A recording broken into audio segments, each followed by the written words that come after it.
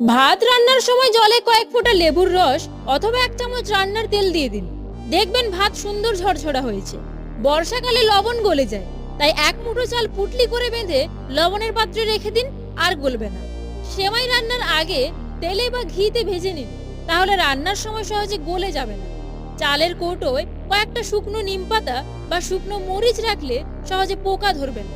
বেগুনি বানানোর সময় বেগুন কেটে ধোবেন না, ধুয়ে কাটবেন, তাহলে বেসন ভালোভাবে গায়ে লাগবে।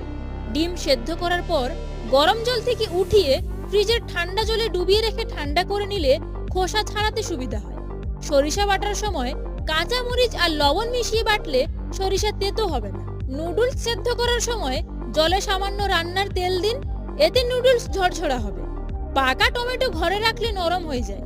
নরম টমেটোগুলোকে শক্ত করতে চাইলে কিছু সময় লবণ জলে ভিজিয়ে রাখুন, দেখবেন টমেটো শক্ত হয়ে উঠেছে।